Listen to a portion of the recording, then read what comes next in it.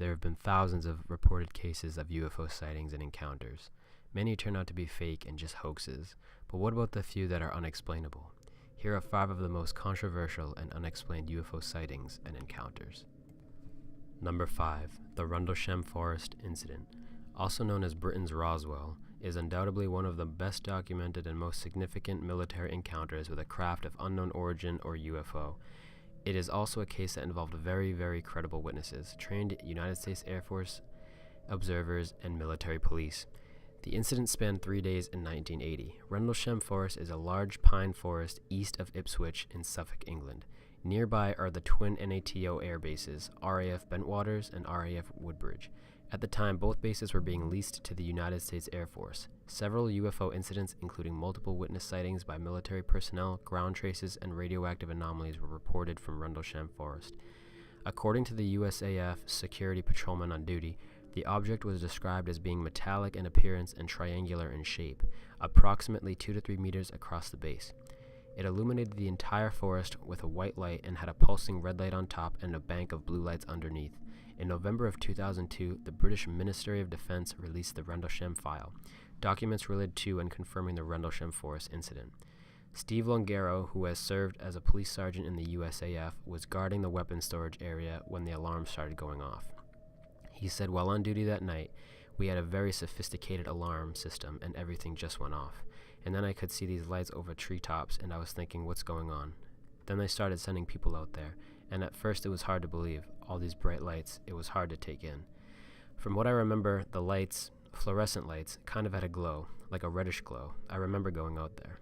Sergeant James Peniston, in an interview with ABC Television in 2005, said, "What I once believed is no more, and what I've witnessed defies all that I have ever imagined. I am truly in awe over the whole incident, and no one can fully understand the magnitude of such an event unless you were there."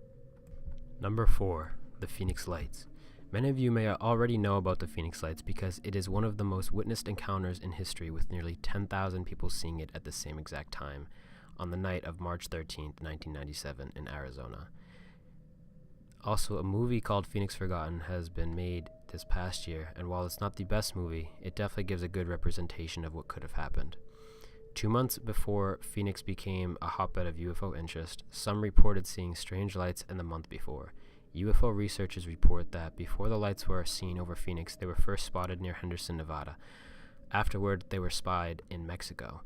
While some of you may know that Nevada is also home to the notorious Area 51 top-secret military base.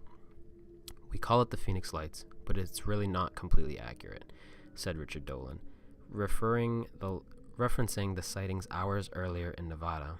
"You're talking about 2 distinctive types of events. Could be related, could be the same thing, could be something different.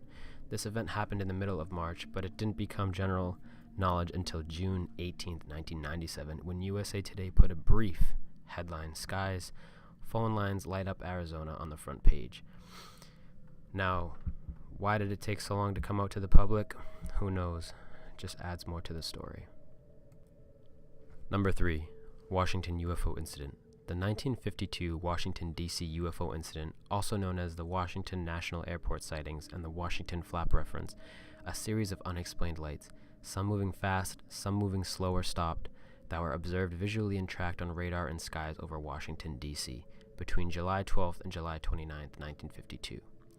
At 11:40 p.m. on Saturday, July 19th, 7 objects were spotted on radar 15 miles south-southwest of the city by Edward Nugent, an air traffic controller at Washington National Airport, today Ronald Reagan Washington National Airport.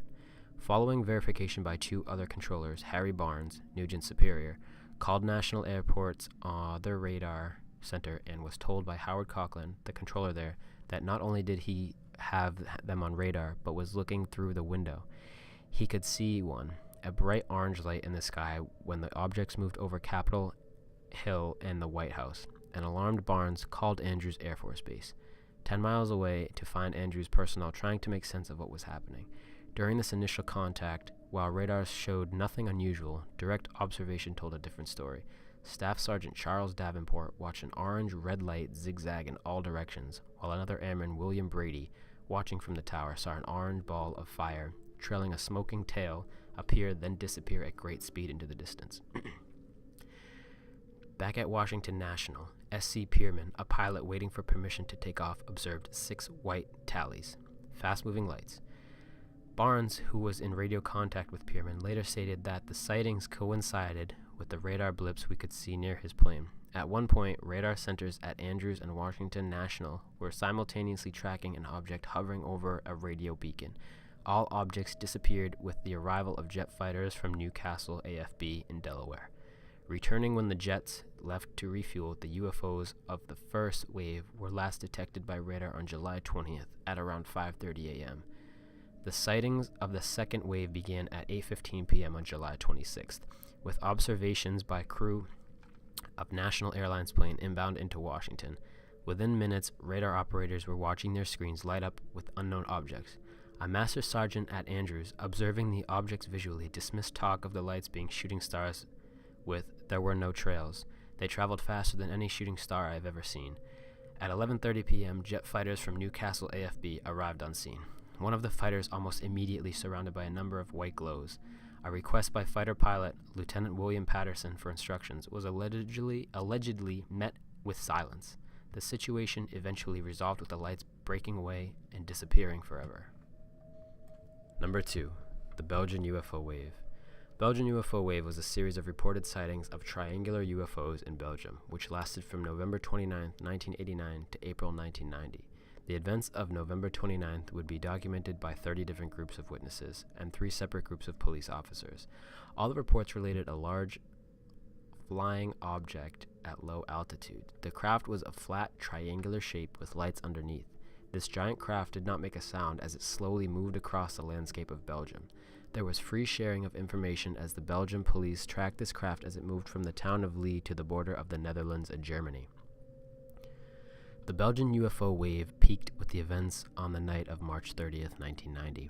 On that night, unknown objects were tracked on radar, chased by 2 Belgian Air Force F-16s, photographed, and were sighted by an estimated 13,500 people on the ground, 2,600 of whom filed written statements describing in detail what they had seen. Following the incident, the Belgian Air Force Base released a report detailing the events of that night. At around 11 o'clock on March 30th, the supervisor of the Control Reporting Center, CRC, at Glans, received reports that 3 unusual lights were seen moving towards Thorenbase Jumbelo, which lies to the southeast of Brussels. The lights were reported to be brighter than stars, changing color between red, green, and then yellow, and appeared to be fixed on the vertices of an equilateral triangle. At this point, Glans CRC requested the Wire Gendarme sent a patrol to confirm the sighting. Approximately 10 minutes later, a second set of lights was sighted moving towards the first triangle. By around 11:30, the Wire Gendarme had confirmed the initial sightings, and Glans CRC had been able to observe the phenomenon on radar. During this time, the second set of lights, after some erratic maneuvers, had also formed themselves into a smaller triangle.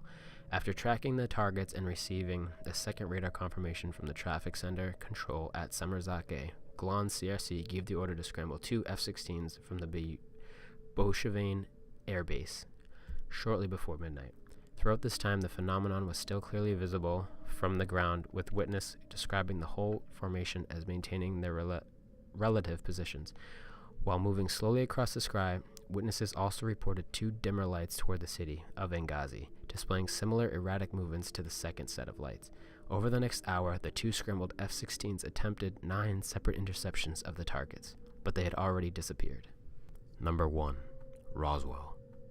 In the summer of 1947, Mac Brazel discovered mysterious debris in his sheep pasture outside Roswell, New Mexico. Although officials from the local Air Force Base asserted that it was a crashed weather balloon, many people believed it was the remains of an extraterrestrial flying saucer. A series of secret dummy drops in New Mexico during the 1950s heightened their suspicions. Nearly 50 years after the story of the mysterious debris broke, the U.S. military issued a report linking to the incident to a top-secret atomic espionage project called Project Mogul. On July 8th, RAAF captures flying saucer on ranch in Roswell region was the top story in the Roswell Daily Record. But was it true? On July 9th, an Air Force Base official clarified the paper's report. The alleged flying saucer, quote-unquote, he said was only a crashed weather balloon. However, to anyone who had seen the debris or the newspaper photographs of it, It was pretty clear that whatever this thing was, it was no weather balloon. Some people believed and still believe that the crashed vehicle had not come from Earth at all. They argued that the debris in Brazel's field must have come from an alien spaceship. These skeptics grew more numerous during the 1950s when the Air Force conducted a series of secret dummy drops over air bases, test ranges, and empty fields across New Mexico.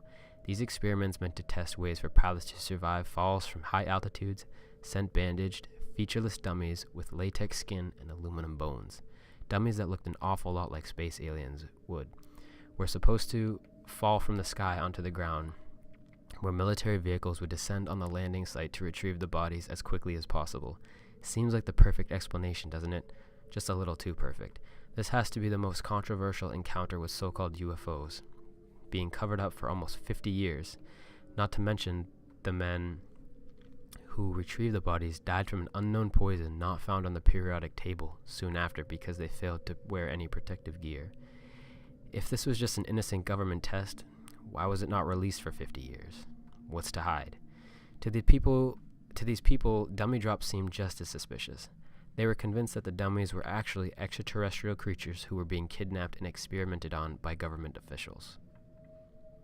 And those were the top 5 alien incidents that may or may not prove life beyond us. Thank you so much for watching this video, and I'll see you guys in the next top 5.